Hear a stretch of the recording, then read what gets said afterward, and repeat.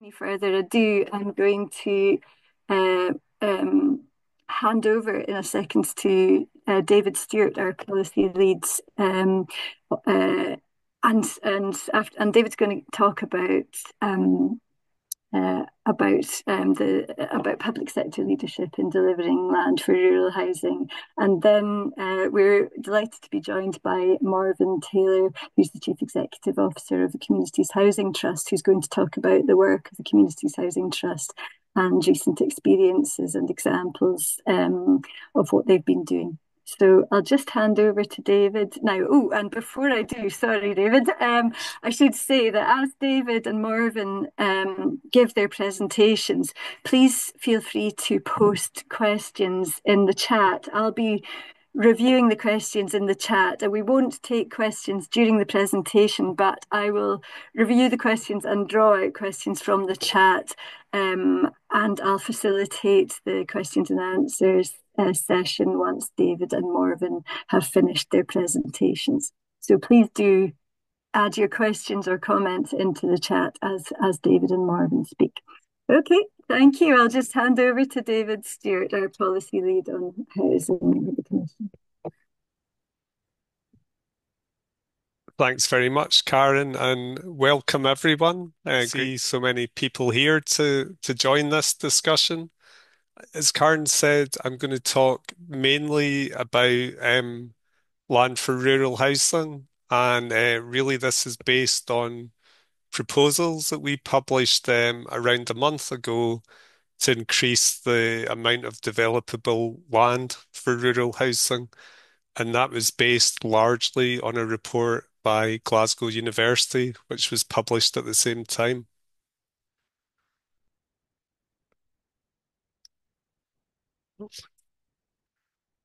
Sorry, I'm trying to move my slide, but it seems to be sticking.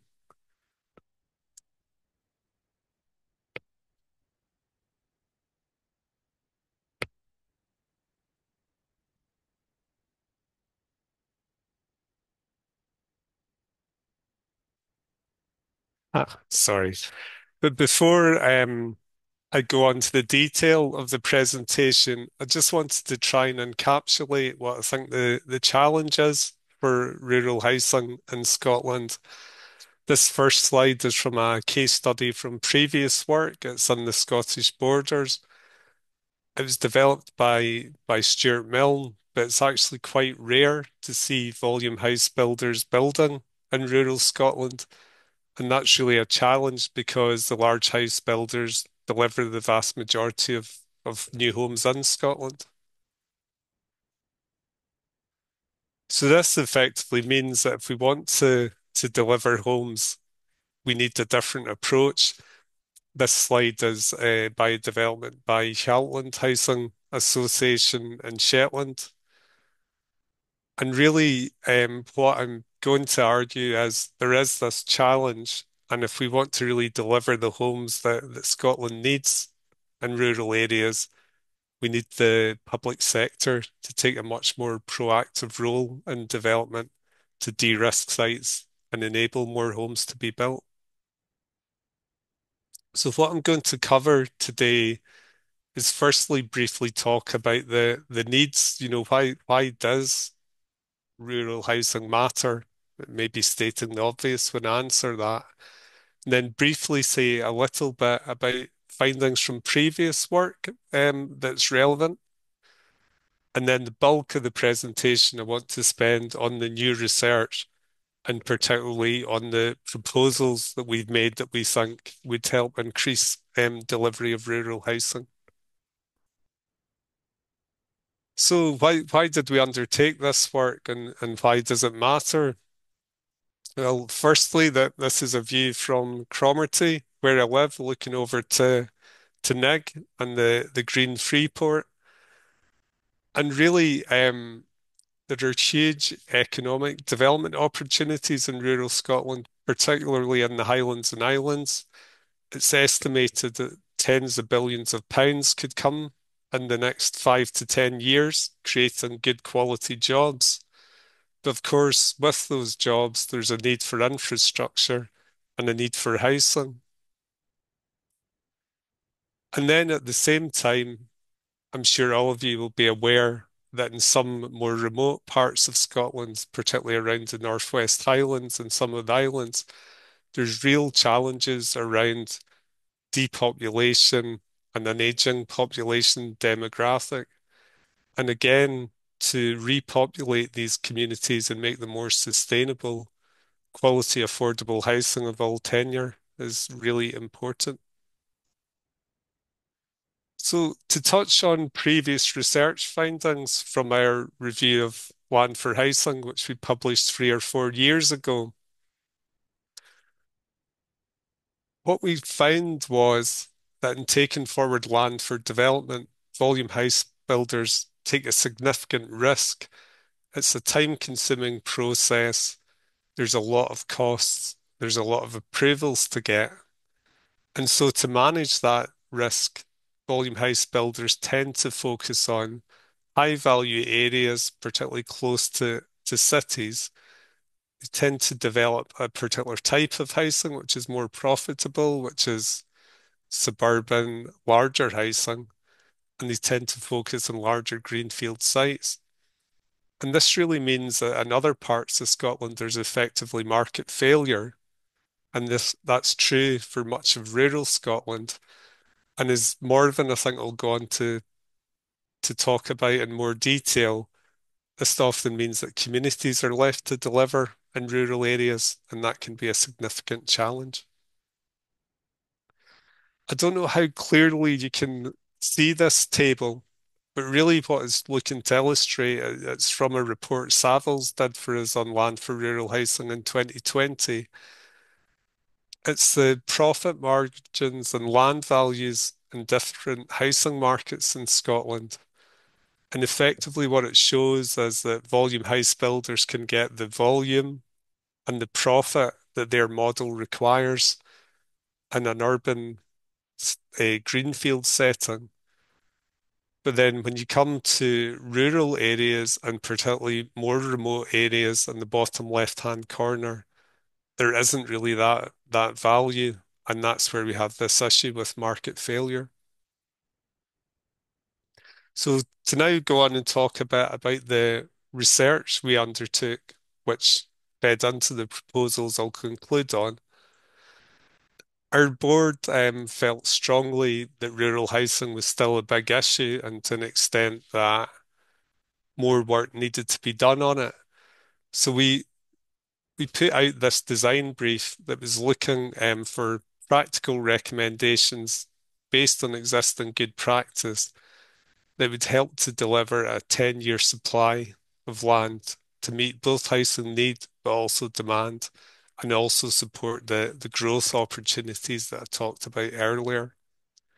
Now, the research was based very much on existing good practice. We ran a series of stakeholder workshops, and the researchers also held roundtables in the north of Scotland and in the south of Scotland and had in-depth interviews with key players and experts. I don't have time to go into the detail of these case studies, but the case studies were very important in informing the recommendations. And if you do have time, there's some great detail on each of them in the report by Glasgow University. And I think Scarlett will be able to pop a link to that in the chat. So to move on now to the key recommendations we made to deliver land for rural housing. The first one was to create a long-term pipeline of land for housing, and we think that can be done using the existing powers that public bodies have to buy land, sell land, and to hold on to land for future use. For this to work, we believe it has to be supported with a large-scale capital fund to at least start the investment, and then that money can be recycled as sites are developed and built out. We also think there should be a requirement for public landowners to review their land holdings, identify sites that are surplus or underused and would be suitable for rural housing.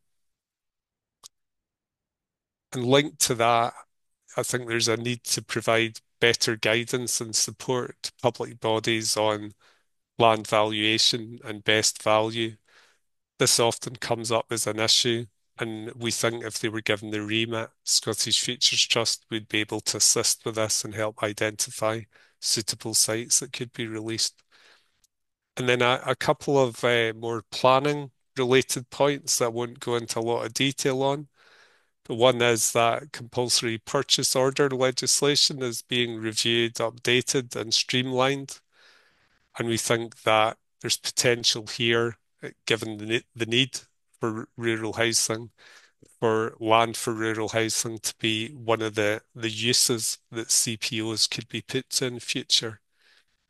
And finally, and I'm not going to go into detail on this because Morven's going to give a great talk on supporting communities to develop. We think there should be focused support for local place plans, which we think have great potential to help identify sites for housing and quantify demand. But if there is limited support, then what public support is available should be focused on identified economic growth areas and on the areas where there's particular challenges with population decline. I'm now really going to conclude by just going into a bit more detail on the two main proposals that we've made. So the first one is the idea of an enhanced role for public agencies. We see this as building on the success of the Highland Land Bank Fund, which has been a big success in the Highlands in unlocking sites and providing infrastructure and has delivered more than 50 sites and several hundred homes since it was instituted. We also think there's a role for enterprise agencies. Housing, I think, is going to be key to economic growth and the growth of renewables. They have experience in providing land for business, but I think there's a role now for them to provide land for housing to actually support that business growth. We think there should be effectively land agency functions, but at a regional scale, so based around Highlands and Islands and South of Scotland enterprises, operational areas. And that would allow finance to come in. The Scottish National Investment Bank have been doing work in this area, but at that scale, they and institutional investors, we think, would be able to invest. And yeah, just to reiterate that we see the lead for this being the local authorities and the enterprise agencies. Our second main proposal, which I've already touched on, is on better use of public land. So the public sector is already a large landowner, for example, Forestry Land Scotland. So we feel there must be opportunities with underused land. And that land could help unlock the investment that I already talked about from SNIB and other funders. There are a couple of issues around this. We need to look at the public finance manual, but we think that shouldn't be insurmountable. And there will be a cost to fund the land bank. And this delivery would, really be looking at a much more interventionist and proactive approach by public bodies. But I think given the scale of both the opportunity and the challenge, business as usual, I don't think is sustainable. So just a couple of examples of the types of housing that this approach has already unlocked. On the left is Rainings Close, which was built by the Highland Housing Alliance on a former vacant and derelict site in the centre of Inverness. And that was really facilitated by the Highland Council. And on the right is a very exciting project. Again, it's Shetland. It's the North Steny Hill extension to Lerwick. That's one of the case studies. And Shetland Housing Association have assembled land there and used infrastructure funding from the Scottish Government to prepare the whole site and lay it out ahead of a phased development. So just really to conclude briefly, the main findings were, as I said, there's an absence of large house builders, but that's also been come with a decline in small and medium enterprises building in the Highlands. the real challenges to deliver housing. And as I say, the report has these five illustrative case studies. And very briefly, the main proposals from our work need for a public sector land bank or land agency approach that's regional and doesn't actually involve creation of a new agency, better use of public land and identifying potential sites. And the final one, which I'll really hand over to Morven for, is a need for planning and other support for communities to help them to deliver in rural areas. So I'll stop sharing now. And hopefully we'll have a good discussion afterwards, but I'm going to hand over now to Morven Taylor, who I'm delighted has joined us. She's the Chief Executive of the Communities Housing Trust, who do great work to support communities. Thank you very much, David. That was a really interesting talk. I'll just share my presentation and give some feedback.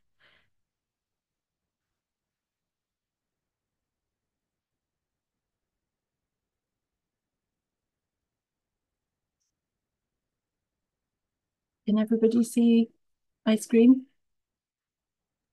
Yes, that's great, Marvin. Yeah. Okay, thank you. Um, I've got a few slides to go through today, and the picture on the front there is the families moving into our development along with the staff and community trust on the Isle of Skye. So that was a really good project and great to see that one completed. Um, so I'll just start with a brief introduction about CHT for those of you that don't know us. We were set up in 1998 by Highlands and Islands Enterprise, the Highland Council and the Scottish Government. Our main role was to help rural communities identify the need for housing in the communities that they live. So we assessed housing demand through a variety of housing needs surveys, which we still do at the moment. Um, we've also developed mechanisms to protect affordability, like the rural housing burden, which protects houses when they're resold and keeps a lower selling price. We also were set up with a land bank in the beginning, and that allowed us to buy land, to service it, and sell it for self-build plots. So that was quite a successful model. And over the years, the early years, we built about 50 self-build service plots for sale. Um, we also created oven-ready sites for others to develop. So, for example, registered social landlords or the council would maybe take on sites that we'd managed to do all the negotiations with the landowners, get planning in principle, and do a feasibility study on. So that was what we did in the early days. Um, so since then, we've expanded quite substantially to work in a wide number of communities. We're based in Inverness and our focus is on the Highlands, but since 2017, we've also received funding by the Nationwide Foundation to develop community-led housing in new areas. So we have a post holder in Oban and one in Perth, and they have continued to expand the work that we do in these new areas.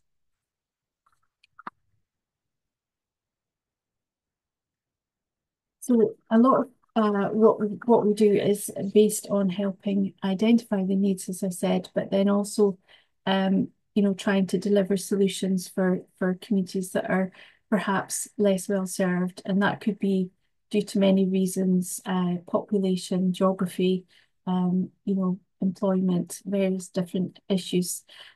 So when we start working with a community, one of the main things we do is to try and identify the main objectives that they need housing for.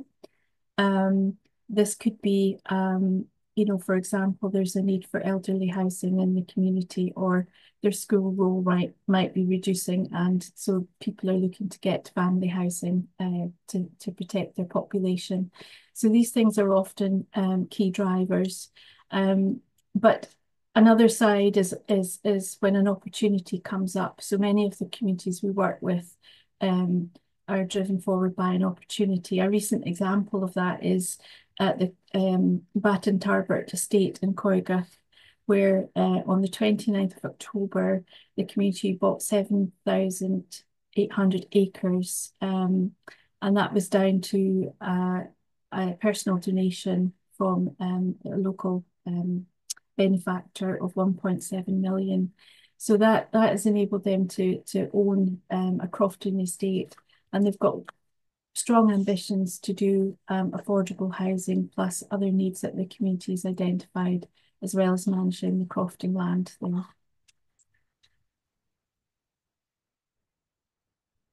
So I think most people that we work with would say that one of the most important things to helping deliver affordable rural housing is really the strengths and the partnerships that we have. Um, the four examples here, I won't go into in too much detail, but there's copies of case studies on our websites if anybody wants to have another look. But these are probably four different themes, if you like. So the first one in Gairloch at Aftercare, and that was really focusing on multiple different stakeholders. And as you can see there, there's probably up to 50 different partners in the community that were included and involved at the early stage of this project. The project took around probably 15 years to be fully developed out, and there's potential for other areas of land to be unlocked through this development as well. So hopefully in the future there'll be another phase. In staffing, I'll go on to more detail on that one, but that one is mostly a community-driven project, which we worked with the Staffing Community Trust on. Rothy Marcus was a partnership with a local landowner. So without their cooperation, the project wouldn't have been possible at all. And that released two private plots for sale and four affordable plots for self-build. And Collinsay, I'll explain more on Collinsay in a moment, but that one was really key to have the local business Maui involved in that project, as well as the Gallant Butte Council Highlands and Islands Enterprise. So they were that was a slightly different focus, but without that business input, it would have been difficult to achieve that affordable housing. And the next few slides are going to tell you a little bit more about the Collinsay development. So Collinsay, I'm from the island of Islay, so I can see it from my homeland, but so that's it there on the map. It's just got a population of 125 residents that are full-time, so it is a very isolated place. The ferry connections are limited. There's not a ferry every day, and there's a flight once a week that you can go there and back in the same day. So I thought it was important to have that context. So the reasons for Collinsay wanting affordable housing was that 40% of their homes are second or holiday homes. There was a lack of available land for development. And what happened was that the Collinsay estate were the main landowner. So it was quite difficult at that time to reach an agreement with the landowners, identifying the best value for the land, etc. So that took some time to actually get to a point where there was a land price agreed, and the community were able to then apply to the Scottish Land Fund to seek funding for that. As I said, it's multiple agency support was definitely necessary in this project, as with many others.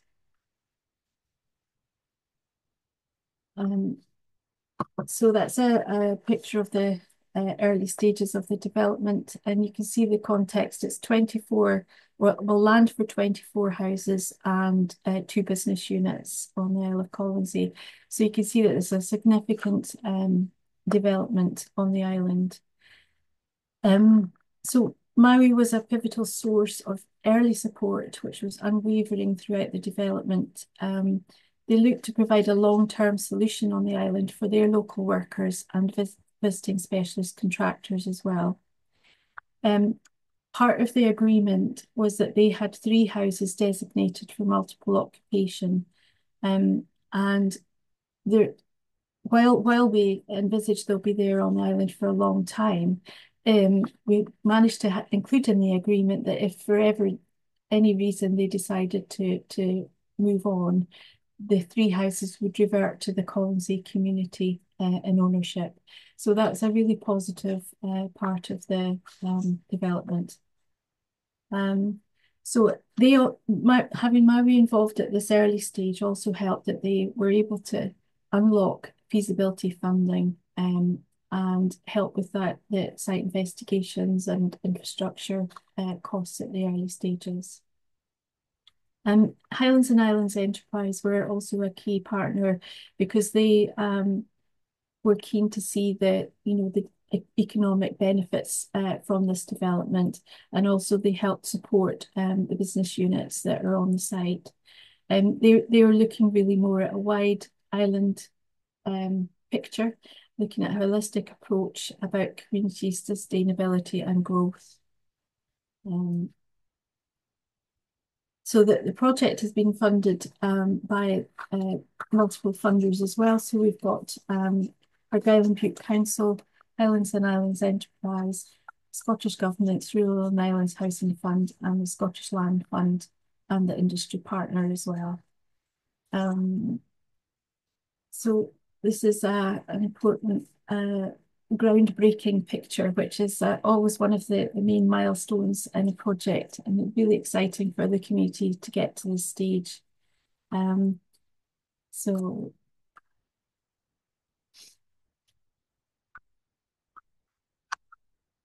so this is just a bit more detail on the funding package, as I mentioned there. Some of the challenges were, it is an island location, so you're facing higher infrastructure costs. You're importing goods and people to do the work. They did try and save a lot of costs. In this picture, it shows a lot of reuse of materials on site, etc. So the contractors were, trying to deliver as economic a project as they possibly could. They got also Argyll and Bute Regeneration Capital Grant Fund and the Strategic Housing Investment Fund were also key to this project. So what was provided? So we've got 4 affordable houses for rent, 2 low-cost home ownership houses with rural housing burdens, 3 local worker houses for Maui, and 2 commercial units. There is also potential for a second phase of up to 12 more homes. That's not being developed at the moment, but it's certainly unlocked that site for the future, and it's owned by the community group. One of the other benefits was developing the local capacity on the island. So the project managed to lead to employment for a part-time development officer post. And also during construction, there was a significant need for accommodation for the workers. The local facilities, the cafe and the shop were supported, and a new business startup is included in this development as well. So I guess every project has its learning points, and I think it's important to reflect on those as well.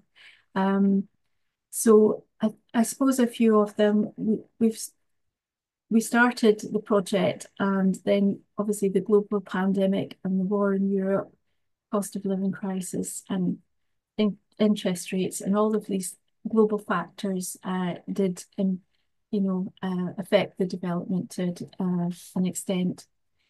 On a practical sense, we had issues with ferry disruption, and there's a flight from Woburn, as I mentioned, once a week. So these challenges were quite difficult for the contractor. They also struggled with workers' accommodation during the summer months, even though they had porta cabins that were available for their workers' use. In peak season, it was difficult for them to house their workers. The community group, Colonsay Community Development Company, obviously put a lot of volunteer hours into the project, and their support and capacity has definitely been increased through the delivery of this project, and they're going on to look at doing other projects as a result. Um, so the development is named Unfaramore, and it was shortlisted at the SURF Awards in November 24 in the Housing and Regeneration category. So it's really great to see that others are recognising the strength of this community-led development approach. So moving on to a slightly different island this time, we're off to Skye. So on Skye, we worked with the Staff and Community Trust. So we started working with them in 2013 to assess the housing demand. It was many years since there had been affordable housing provision in Skye, in Staffin. Um, and it took us from 2013 to February 2022 when the houses were occupied. So you can see the length of time that some projects take from start to finish. Some of the key challenges on this project were the land identified by the community was actually part of a common grazing site. So the majority of the crofters supported the resumption of the land through the land court, although there were some objections which led to quite lengthy delays. The other issue identified in this project was that the land, well, it's an incredibly beautiful area of Skye, and it's listed as a national scenic area. So there were objections at that point through planning, but we were able to overcome and provide the necessary evidence through working with everybody. So it took a lot of determination and time to come, to tackle these issues that came up. I suppose on the site itself, as with many other rural sites, there was quite a lot of peat. So we had to sort of deal with that, and that led to additional costs, in the underbuilding of the site. Again, this site has been incredibly well supported, and it's won 4 awards: the SURF Award, Scottish Home Awards, CIH Scotland, and the Highlands and Islands Architectural Association Awards for the best overall project. So I suppose we're looking at when we work with community groups, we try and think about what the whole community needs, not just an isolated part of the community. So it's not all just about housing in isolation. We're looking at what community needs to be sustainable in the long term, looking at their school, any opportunities for renovation, any opportunities for new businesses to settle in or to develop. We're also looking on a practical sense, about how people get around their communities to walk, cycle, and looking at the environmental impact of each project as well.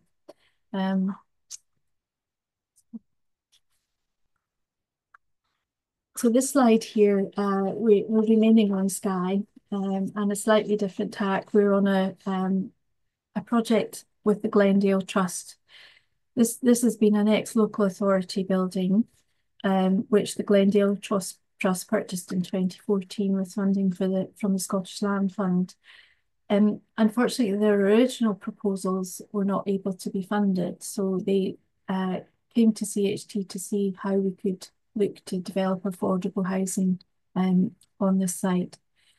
So we've been working with them for several years now, and we're almost at the end of the feasibility study. We've had multiple funders involved in these early stages. So Historic Environment Scotland, Architectural Heritage Fund, Crown Estate Scotland, Highlands and Islands Enterprise, and the Rural and Islands Housing Fund as well. So we're looking to finish the building warrant on this project now. So hopefully, fingers crossed, we'll get our funding package together and convert this property this year. So we're aiming to build 5 affordable houses within the school building, and these will be for rent to local people. And we know that there's demand from all the businesses in the area. There's several who've been in touch with us over the years saying, we're really struggling to get housing for our staff. Um, so we see this as a really interesting opportunity to try a new pilot, really looking at conserving the local heritage and culture and reusing and regenerating the building, hopefully retaining some of its original features and creating something that will be used by many people in the future for a long-term asset. So, so lastly, my last slide is just a information on our route map. So the Communities Housing Trust has developed a route map in conjunction with the Nationwide Foundation. So the route map explains the 5 stages to community-led housing. It's got a downloadable summary and a full detailed route map. And it's also got 5 videos at each of the 5 stages from different community groups and individuals living in houses. And it gives you a sense of what it's like to have gone through the process. So hopefully that's useful to people if they want to find out more. And if you want to get in touch with us, that's our contact details. And thank you very much.